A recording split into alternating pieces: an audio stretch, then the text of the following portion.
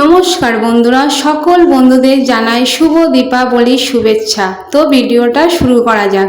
দেখতেই পাচ্ছ বন্ধুরা, বোন খুব সুন্দর করে পায়ে আলতা পরিয়ে দিয়েছে, মা শাড়ি পরিয়ে দিয়েছে দুই মেয়েকেই।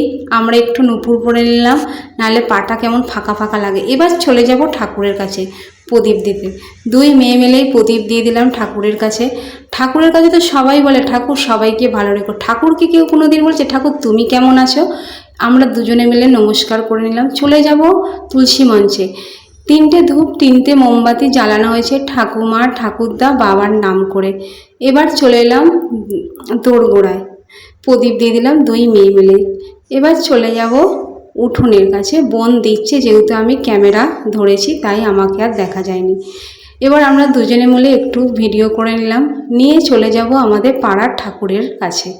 চলে এলাম, দেখো খুব সুন্দর হয়েছে মায়ের মুখটা, আর ছোট্ট করে মণ্ডপটা করেছে, ভীষণ ভাল লাগছে।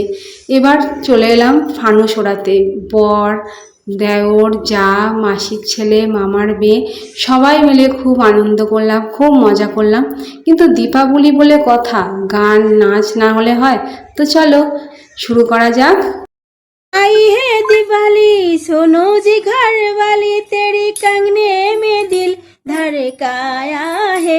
लगे सजना मेरा, लगे सजना मेरा, लगे सजना मेरा आज पगलाया है। लगे सजना मेरा आज पगलाया है।